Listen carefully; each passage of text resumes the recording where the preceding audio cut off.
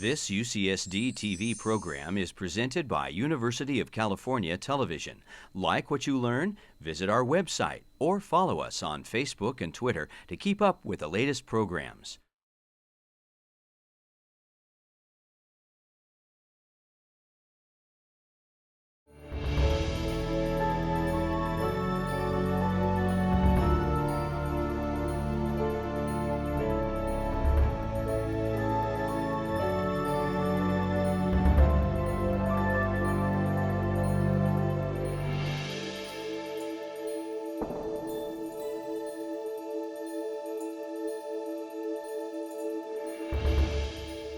Good evening and welcome to the Birch Aquarium. My name is Nigella Hilgarth and I'm the Executive Director of the Birch Aquarium at Scripps Institution of Oceanography at UC San Diego. And tonight it is the Jeffrey B. Graham Perspectives on Ocean Science lecture series, and I am delighted to welcome tonight's speaker and a little short introduction to him tonight. His name is Dr. Bryce Simmons, and he is an assistant professor here at Scripps Institution of Oceanography at UC San Diego. And much of his current research focuses on quantitative ecology, specifically Bayesian statistics, time-space series analysis, state-space model formulations, and information theoretic approaches to model selection. So that really means that he's very interested in lots of aspects of marine ecology, conservation biology, coral reef ecology, and fisheries management. And he's worked on a variety of different species, including coral reef fish, salmonids, southern resident killer whales, and coastal groundfish. And it also says here that he's worked on coastal gray wolves. And I'm assuming that those are not underwater wolves. So please join me in a big welcome for Bryce for his presentation, which is entitled Grouper Moon, Saving One of the Last Great Populations of an Endangered Caribbean Reef Fish.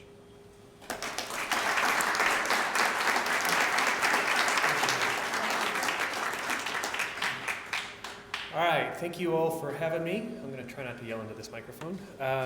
You are the brave souls that made it out in this northern push of weather that's come our way. So thank you for braving the freezing temperatures, at least for Southern California.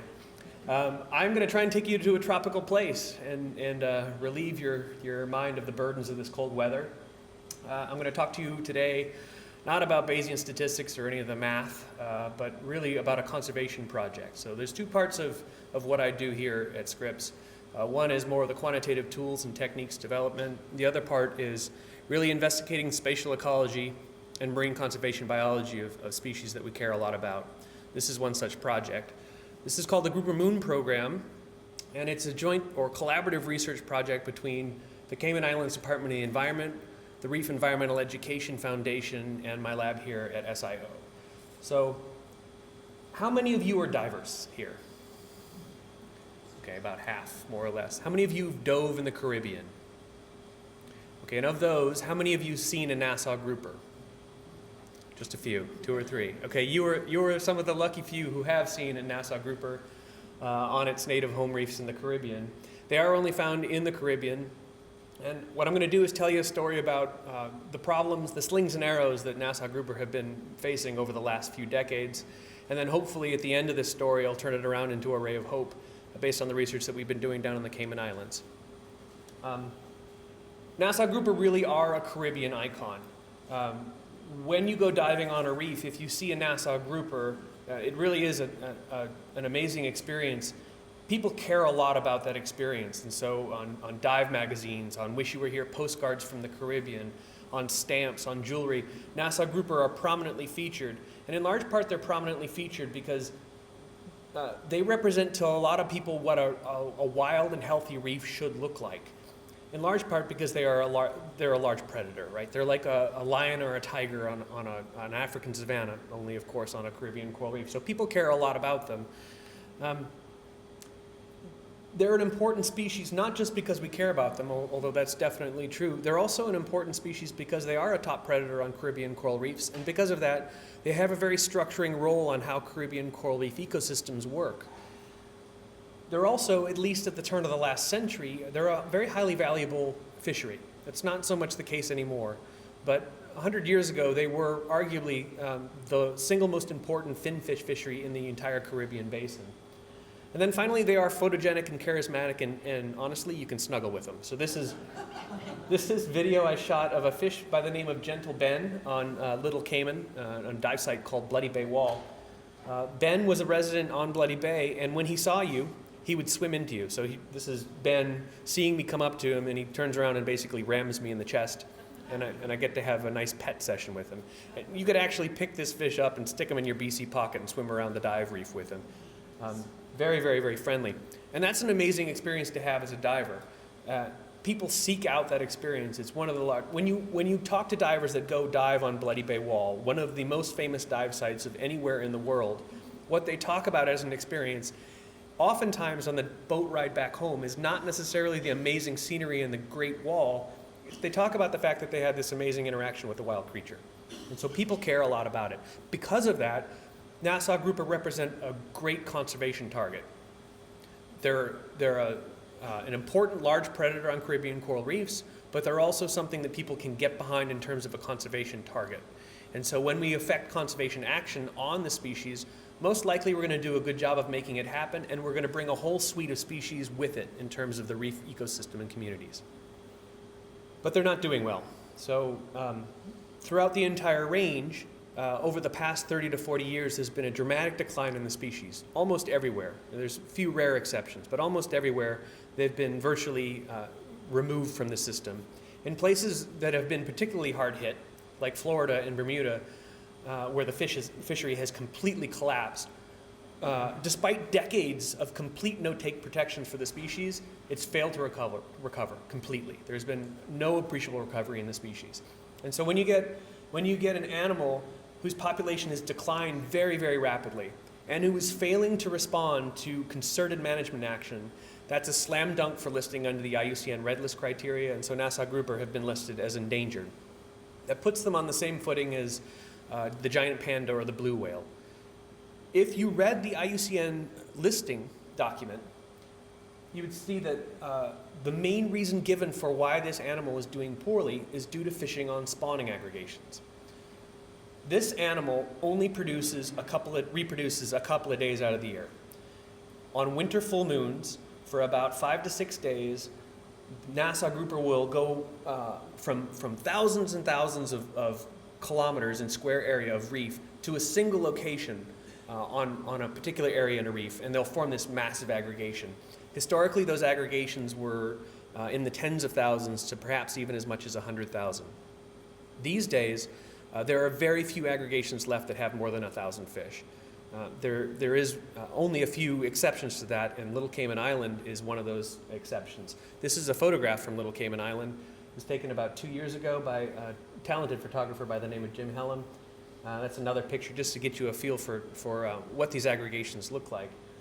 Pictures don't really do it justice, though, even though these are amazing. So I wanted to show you a video of what it looks like. This is a video that we shot last year during our research expedition down to the Cayman Islands in February.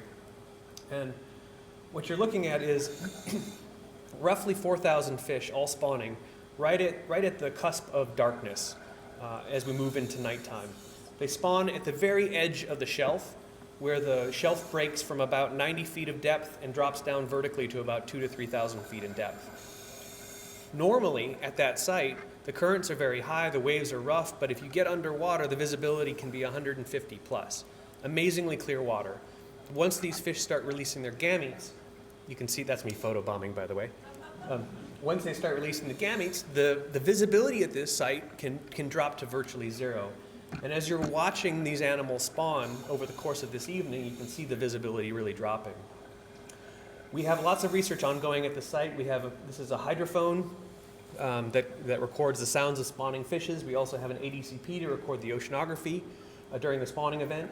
And as you're watching this video, you're seeing divers with nets swimming through the spawn. We're actually using those plankton nets to collect eggs so that we can look at genetics to try and match offspring or juveniles that show up on the home reefs with females that are spawning at the spawning site. And we're also looking at fertilization rates. But as you can see, you're really diving through a sea of eggs and sperm, basically. As the visibility drops too, the fish really don't care that you're there, and so it can be kind of dangerous because the fish don't see where they're going either, and they'll run into you a lot. And it's not uncommon to get spawned directly on, especially if you look like a big sea bass. Okay, and I wanted to show you one more quick video. This is kind of the National Geographic moment. It's hard to see, but there is a Caribbean reef shark right there, and he's hunting at that spawning site. And what he's trying to do is take advantage of spawning bursts. So you'll see him hit that spawning burst right there, and he comes through it. And he wasn't successful, sadly. Otherwise, I would have been a National Geographic videographer. But so there's the Caribbean reef shark there. So we have lots of sharks at the site as well. So it's a very wild and woolly place. Lots of amazing things going on out there. And what's important here to remember is that this is a very rare thing to see.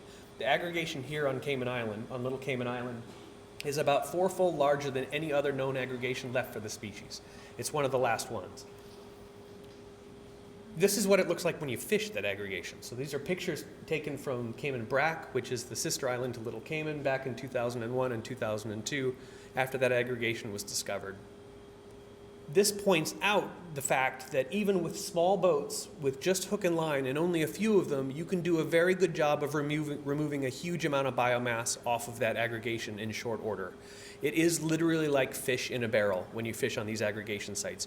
Because the density of those fish is so high and the site is so easily predictable in terms of where and when those fish spawn, it's very easy to catch these fish and remove them from the system once that aggregation has been found. So let's get our bearings geographically. All of this work is being done in the Cayman Islands. The Cayman Islands are located in the Greater Antilles, directly below Cuba. They consist of 3 islands, the island of Grand Cayman and then the 2 sister islands of Little Cayman and Cayman Brac. Historically, there were as many as 8 different spawning sites of Nassau Grouper on these islands. Every single one of those has been fished to exhaustion as of about 10 years ago, with the exception of number 6 here, that square. That's on the west end of Little Cayman. That aggregation was discovered back in 2001. Technically, it was rediscovered. If you talk to the really old fishermen, they knew that fish were once there, and at some point they'd been fished out, and it hadn't been fished for decades and decades. Fishermen revisited the site and found that there were lots of fish there. In 2001 and 2002, they fished that aggregation site hard. When it was first discovered, there was approximately 8,000 fish at the site. In 2 years, they'd removed a little more than half of that. Almost 5,000 fish. So that aggregation was really hit hard for 2 years, but it was well documented, both underwater in terms of pictures and above water in terms of that shots you saw of the fish being removed from the system. And the Cayman Islands both sensed an opportunity for conserving a valuable resource and also sensed the peril in allowing that fishing to keep taking place. And so the Marine Conservation Board in the Cayman Islands established complete no-take protections at that spawning site by 2003. And they did it not only for that spawning site, but for, in fact, every single known spawning site that was historically known in the Cayman Islands. They protected all of them. In 2 years, so that's a legislative lightning strike, right? So the way that they were able to make that happen was to establish those protections under a sunset clause. They said, look, we're gonna protect these sites for 8 years. If in 8 years, the Cayman Islands Department of the Environment can't demonstrate that those protections are a good idea, we're going to allow those protections to sunset.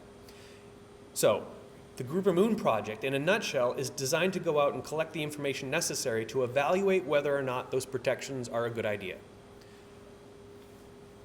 So, are the spawning site reserves successful? And we do this in a couple of different ways. One, we look first at that large or healthy aggregation site. There's still about 4,000 fish there, and again, that's by far and away the largest aggregation of the species left anywhere in the world. What is the sphere of influence of that aggregation site? Basic questions at the start of this project that we didn't have answers to included simple things like, where are the fish coming from and where are they going to afterwards? So we needed to tackle those basic questions. Similarly, we needed to ask what was going on with these old defunct aggregation sites. Are we simply protecting the ghosts of fish gone by, or are we protecting the last of a very small population that happens to be left? So, let's address each of those 2 things in turn. We have a series of questions for that healthy aggregation site on Little Cayman. Where are the fish coming from? If you talk to the local fishermen, they all made the case that these fish were coming from all over the Caribbean, from the Dominican Republic, from Jamaica, from Cuba. And in fact, very few of those individuals were from the Cayman Islands themselves. Politically, that's a really important point, because if the fishermen are to be believed, and they really should be because they're the people out on the water all the time, then the Cayman Islands government has restricted access to a stock of fishes that the local fishermen otherwise would never have access to. So we need to figure out whether or not that's actually true. Do all fish aggregate every year? If it's the case that only a small portion of all the fish around the Cayman Islands are going to the aggregation site, then these marine reserves may not be a silver conservation bullet. In fact, there may be alternate approaches to conservation that may be much more effective. So we need to do due diligence and figure out what proportion of all these fish around the islands are showing up to spawn each year. Do older fish aggregate more often? We know from the literature and going out and collecting fish and counting eggs that older fish produce more eggs than younger fish. And not just a little, they produce effectively exponentially more eggs than do younger fish. But what's more, there's mounting evidence to suggest that by and large, older fish don't just produce more eggs, the quality of the eggs that they produce is much better. So that the individual larvae that hatch from the eggs are better able to survive starvation, grow faster, the lipid content of those eggs is better. It's just simply a better egg. So if it's the case that the vast majority of the reproductive potential of this population is resting squarely on the shoulders of those few old fat females, then it's obviously important that we figure out whether or not those are the ones that are showing up. And if they are, making sure that they're protected while they're spawning is probably a pretty good idea. And then finally, answering the question of whether or not over that 8-year time period, whether or not the population is showing evidence of recovery. Do we see the population responding to those protections and making a recovery locally? Again, in places like Florida and in Bermuda, populations once fished hard elsewhere have not shown any signs of recovery. So it's up to us to try and figure out whether or not once we fish this aggregation very hard, we're going to be able to affect management action that's going to make it come back. Okay, so all of those questions, except for perhaps the last, is really a question about spatial ecology. How do animals use space during their reproductive system? And so we set up an experimental design where we ring the entire island of Little Cayman with hydrophones or listening stations. And then we subsequently tagged fish with little acoustic pingers that were uniquely identifiable by those hydrophones. By doing that, we could track how animals move around the island. We tagged a total of 50 fish, 30 fish from the aggregation site itself, and then 20 fish from various sites around the island. By tagging fish at the aggregation site itself, we can figure out where the fish are going home to. And by tagging various fish around the islands, we can get at that question of what proportion of the fish around the island show up every year. We did this starting back in 2005, and we followed those tags for a period of about 2 to 3 years, maybe as much as 4. That's about the tag life of those acoustic tags we stuck in. We have all the data now, so we start to address these questions. So in short order, back to our questions from Little Cayman, where are those fish coming from? If you look at a map of Little Cayman Island, for your reference down here is the spawning site on the west end of Little Cayman. Up here on the east end is an old, now defunct historic aggregation site. Each of the colored squares here represents a home site for each fish that we tagged in the system. We were able to get at this both using our acoustic net that we set around the island, but also using a towed acoustic array from the back of a boat. So we circled the island many, many times, and we could find individual fish over and over again and establish where their home site was. The blue squares represent fish that were tagged at the aggregation site itself, whereas the red squares represent fish that were tagged at various sites all around the island. If you counted up all those squares, you get to about 50. What that means is that every single fish in the system is from the island of Little Cayman and from nowhere else. All fish that are showing up at that west end spawning site are only from the island of Little Cayman. Do all fish aggregate every year? We can get at this question by actually animating the acoustic net data that we've collected. So what I'm going to do is I'm going to show you a visual of how all of our tagged fish in the system in 2006 moved around the Little Cayman Little Cayman Island during the spawning season. So I'm going to start this animation, and I'm going to walk you through it while it's going. Up at the top here represents the lunar phase from full moon to new moon. The red bar here represents real time of what day we're looking at. They spawn starting at around the full moon to as many as 8 days after the full moon. In this year, they spawned in January.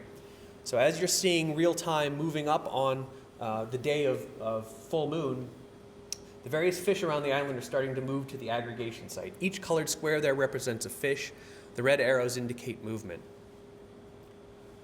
By about 1 to 2 days after the full moon, there's lots and lots of movement around the island. One of the things you'll notice is that fish aren't making a beeline straight for the aggregation site.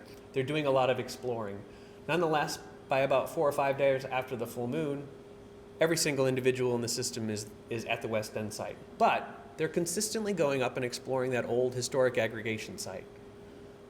Come the day of peak spawning, right around the 4 days after the full moon, the entire population of Nassau Grouper is on that West End spawning site.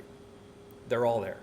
So to the question of what proportion of fish show up, it's every single reproductive aged individual in the system, near as we can tell.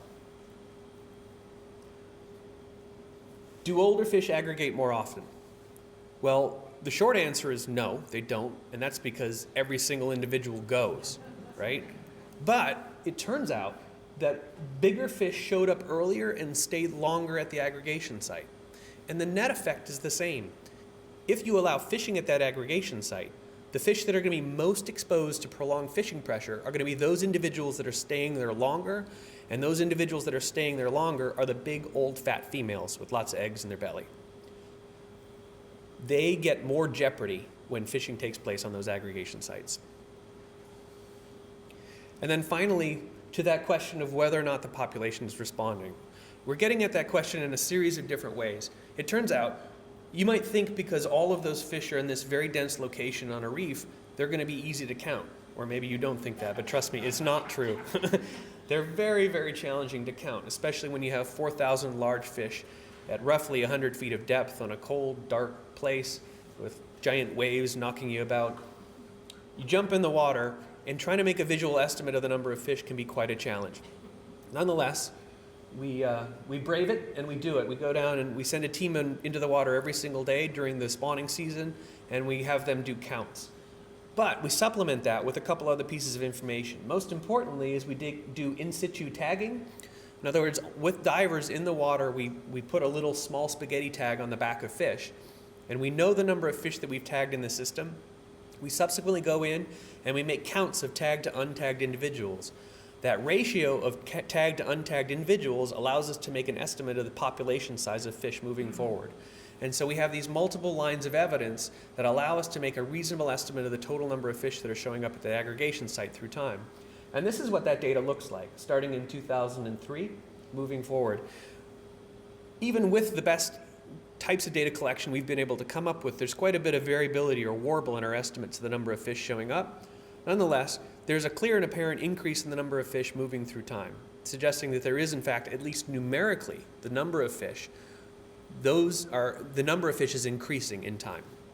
But we can look at recovery in another way as well, in terms of changes in the size distribution of those fishes that are showing up at the aggregation site.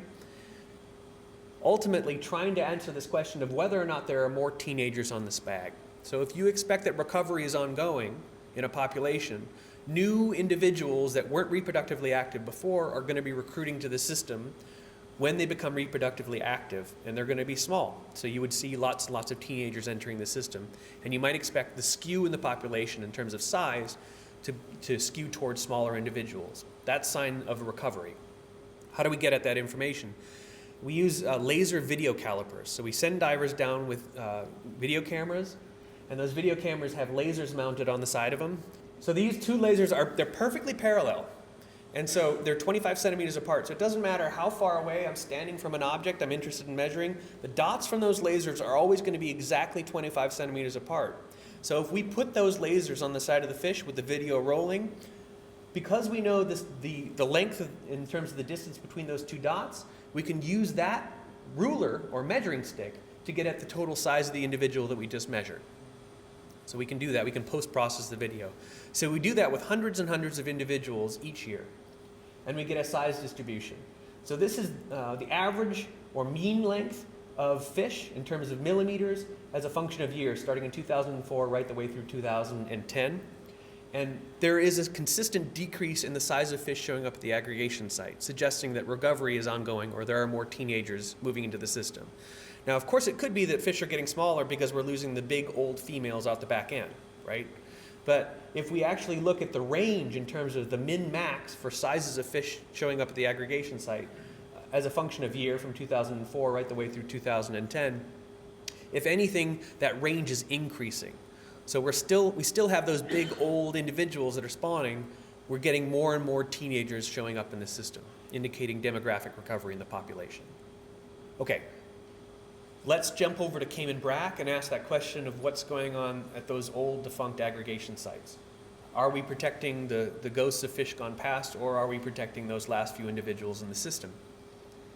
There's a series of hypotheses in the literature for why it might be that Nassau Grouper fail to recover once they've been fished very, very hard. Or more generally, why aggregating species in general fail to recover when fished hard. One of the hypotheses is that fish simply look around their home reefs, perceive the density of other reproductive age individuals to be so low that they forego spawning altogether, live to fight another day. So they're taking cues from their home reefs to decide whether or not to spawn, see that there are no other reproductive aged individuals, and they don't put out the energetic expense to make the eggs and sperm, and they don't make the migration to the aggregation site.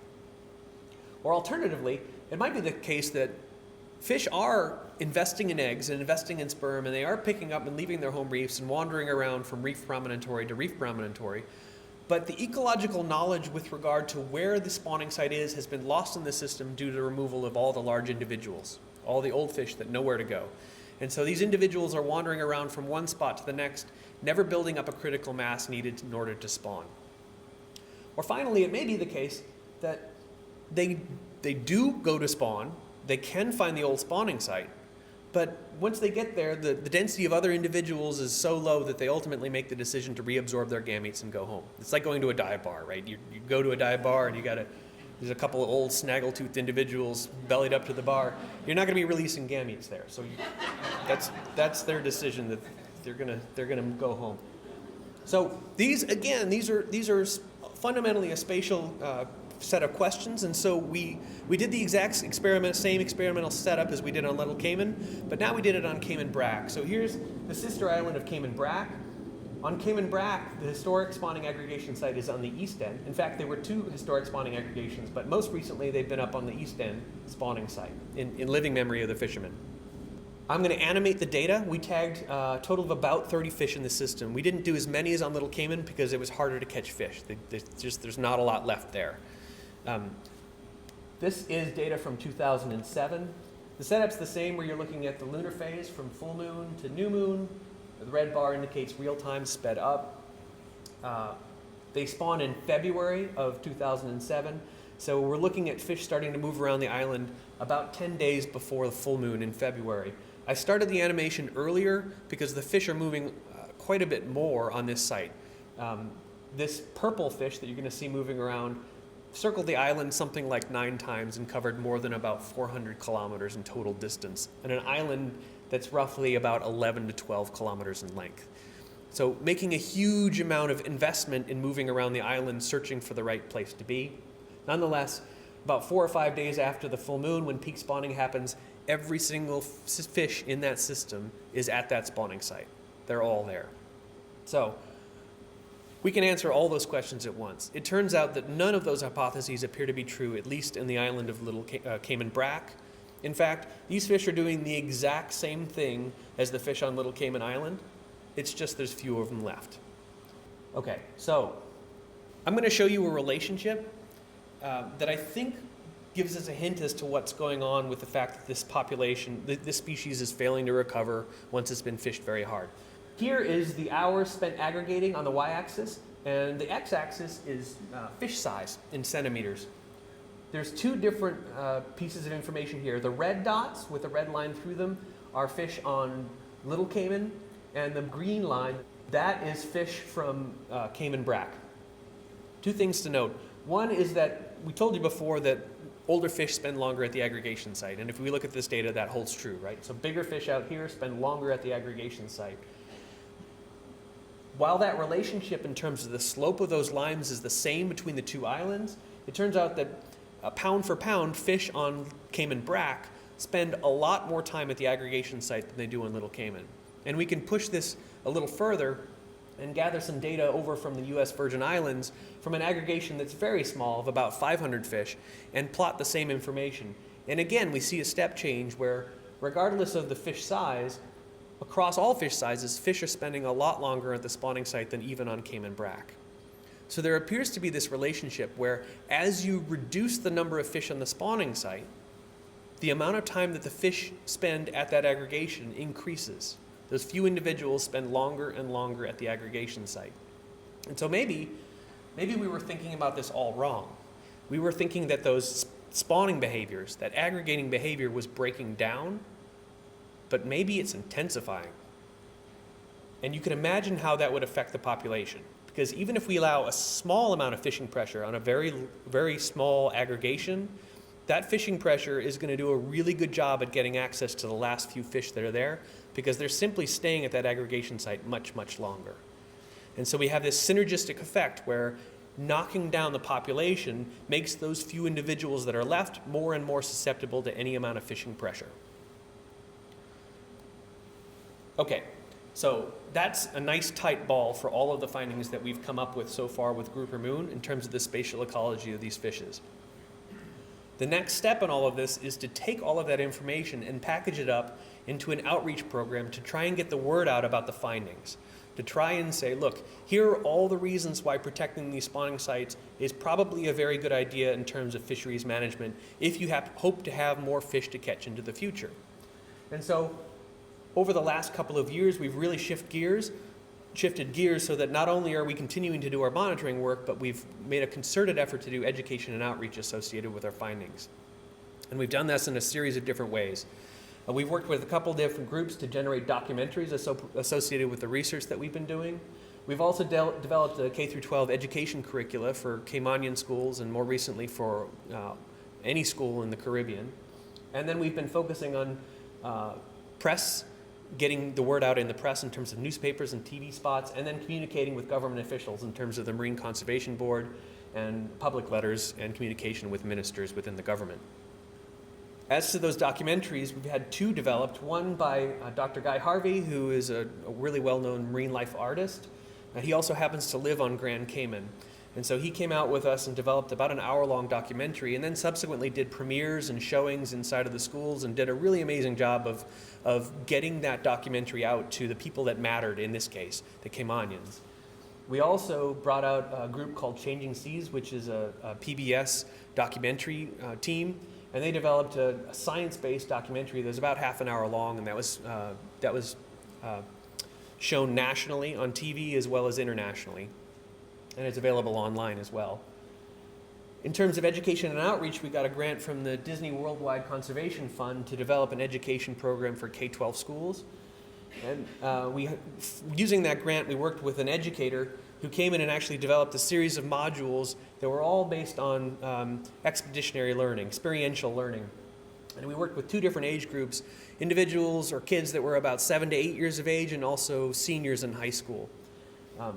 In terms of the younger kids, we did a series of hands-on modules to really get at the notion of why Nassau Grouper are an important component of Caribbean coral reefs through things like food web exercises.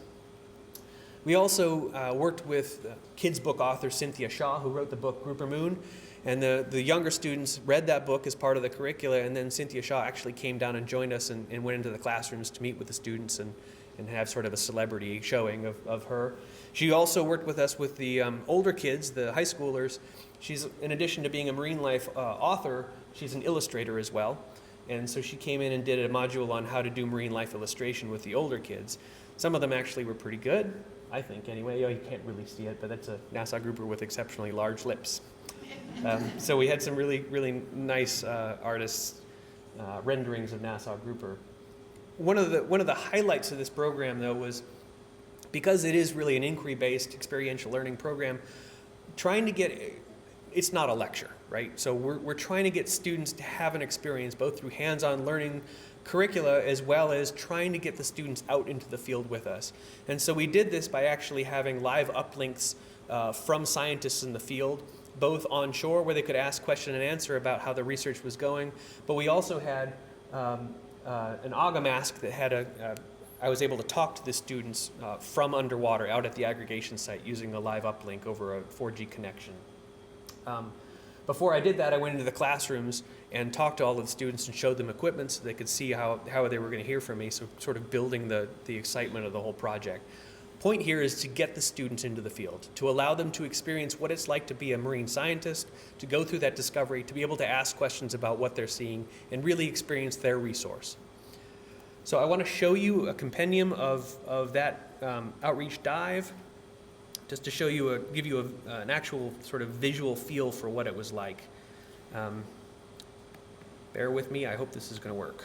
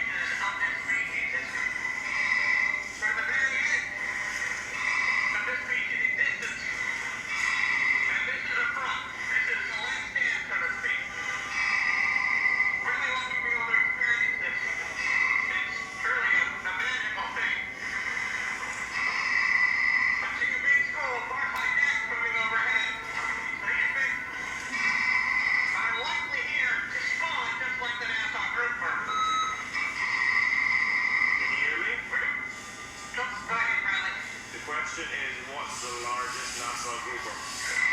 The largest Nassau Grouper ever caught is a little over a meter, about 30 feet, and about 60 pounds.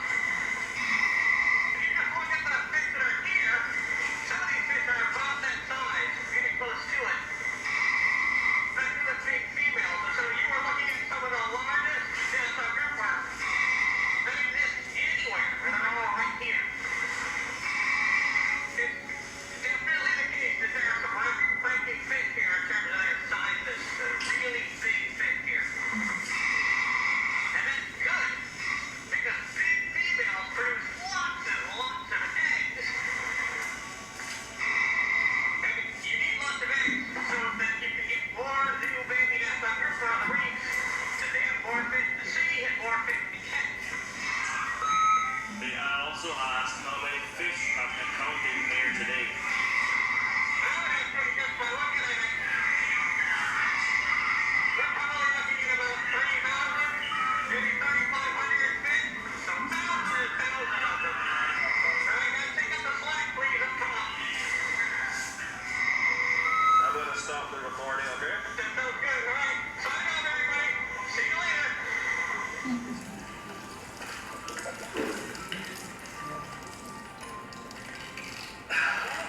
Hi. Whew. It's a lot of fish down there. It's dead calm. It's pretty amazing. That gives you sort of a feel for the impact that that kind of an education and outreach program can have with the students. And while we're doing that dive, students are, each of the classrooms that we do a dive with, they're able to field I'm fielding a series of questions from those students, and they're able to ask all the questions, or most of the questions that they're really keen to find out about. Okay, so to wrap up, we did have a lot of press come out, both in dive magazines and in local newspapers.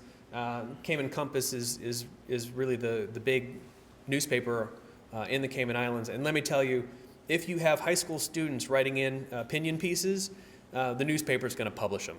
And so they actually published several of the high school students' opinion pieces talking about the importance of conserving Nassau Grouper. And that had a really nice big splash in terms of the press. And they were very good, very honestly quite elegant and eloquent in laying out their reasons for why conserving Nassau Grouper or continuing these protections was a really good idea. Because of all of this, in terms of education outreach and getting the press, getting the word out, talking with the government, as of the end of 2012, right before last spawning season, the Marine Conservation Board re-upped the 8-year ban on the spawning site protections. So starting this last year, we have an additional 8 years of protections for those spawning sites. That's not a perfect result, but it's a darn good one. Now we need to work towards getting permanent protections for those spawning sites, at least during the times when these animals are spawning, and ultimately try and get into place protections for those spawning, that population of Nassau Grouper year-round in terms of catch limits in the area. And we're working on that. The Ministry of the Environment is considering a bill right now that would do just such a thing. We're hopeful by next year, sometime in mid-next year, we'll have something passed that'll be more like a permanent protection ongoing. Okay, all of this work would not have been possible without the generous funding of donors, both in terms of government agencies like NOAA, nonprofits like the Lenfest Ocean Foundation, private foundations like the Mahoney Foundation, and then of course all of the people that participated in the science and helped make it all happen. Volunteers from Reef, the Cayman Islands Department of the Environment, Oregon State University. We had private vessels being donated to the cause, Pegasus Thruster, Lime, which is a cellular provider in the Cayman Islands that allowed us to stream that video to the classroom. Of course, all of the folks here at Scripps who've helped make that happen. And a lot of this work would not have been possible without the local support on the island. The local businesses and citizens within the Cayman Islands have been very supportive of the project and have helped make that happen in any number of ways. That is all I have. Thank you very much for spending the time with me.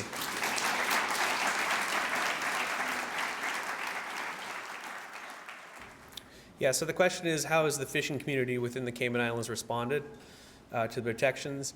As with most places, there's been a mixed bag. There's some local fishermen who feel quite strongly that it's not necessary, that they still want to be able to fish those spawning sites. There are a lot of fishermen who, quite frankly, agree with it and wish that they'd been protected long ago. That's going to be the way it is with any of these types of conservation actions. You're always going to have some folks that disagree with it and some folks that are strongly in favor of it.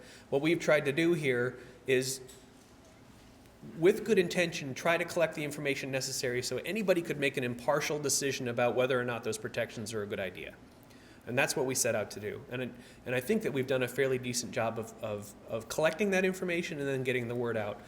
It's up to the Cayman Islands government now, hopefully with our help through this education outreach, to convince most of the people that it's a good idea. But I think the proof will be in the pudding. 10 years down the road, 20 years down the road, the Cayman Islands is going to be one of the last places in the Caribbean that has Nassau Grouper. And what I really hope happens is that they become the seed for recovery in Nassau Grouper as a population throughout the Caribbean. That's really where it's at. Yeah, so the question is whether or not anybody's thought or tried to do stocking to recover the populations in places where they've been fished out or fished to exhaustion. There actually has been a little bit of research done to do hatcheries for sea basses in general, and in particular Nassau Grouper. But outplanting has been miserable in terms of successes. So you grow them up to about that big, you put them out in the environment, and then there's none left in short order. Hatchery programs in general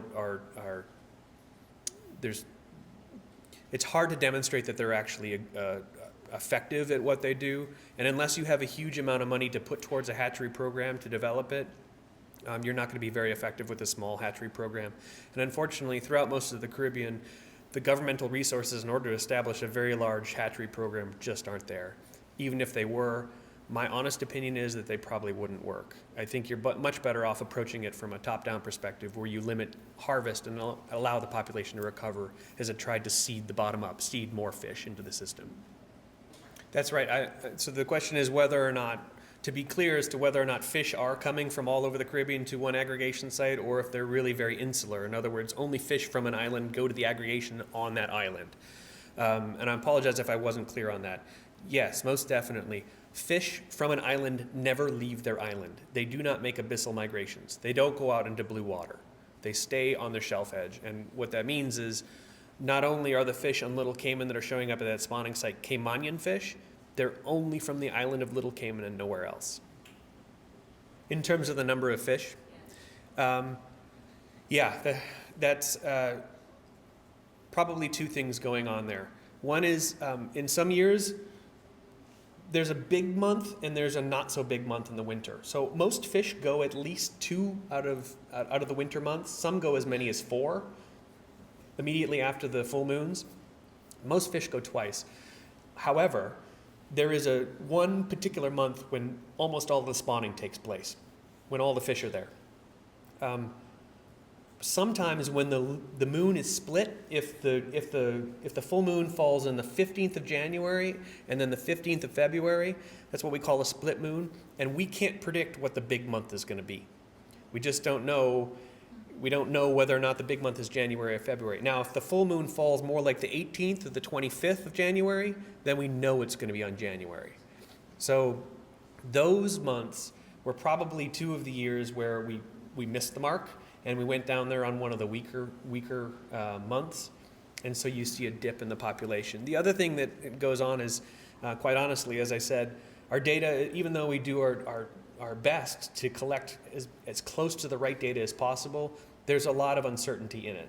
And so you could just be seeing variability in terms of our estimates being just flat off for those 2 years a little bit. So I think it's a combination of things.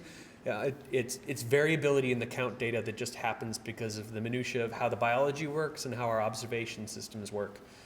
So you really need to focus on the trend and what the population is doing through time. Yes, please. Yeah, okay.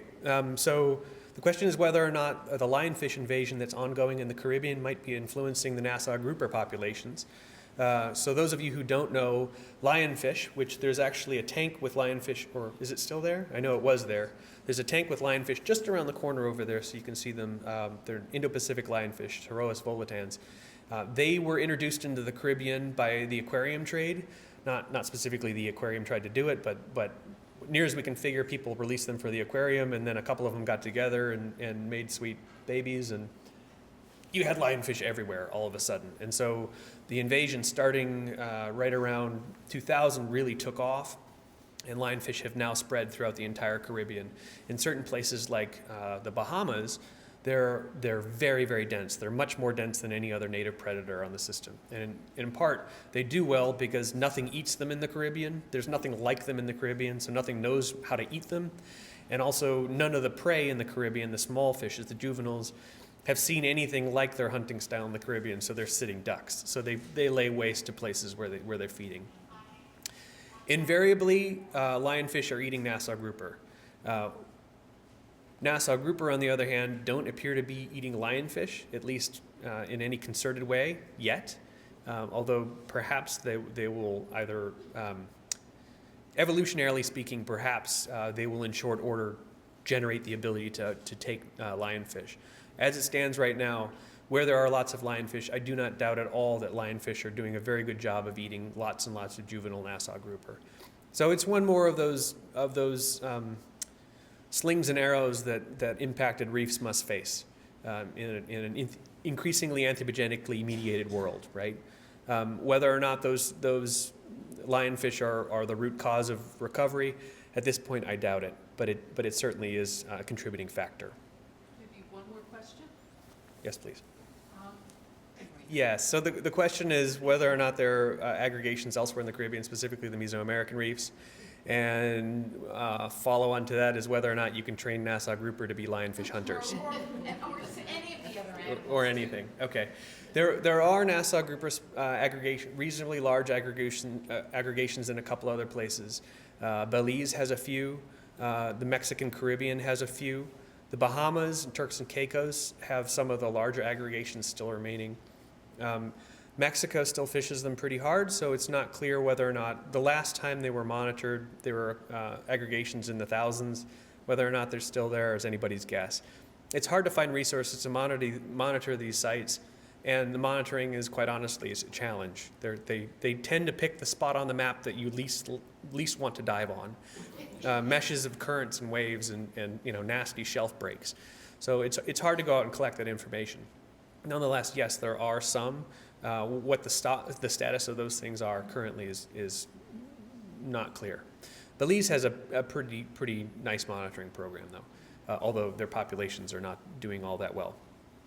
As to the feeding lionfish to native predators, my personal opinion is that's a really bad idea. It doesn't train Nassau Grouper to feed on lionfish. It trains Nassau Grouper to get a handout from a diver. Yeah. And it also trains them to be really bold with divers and chew on fingers.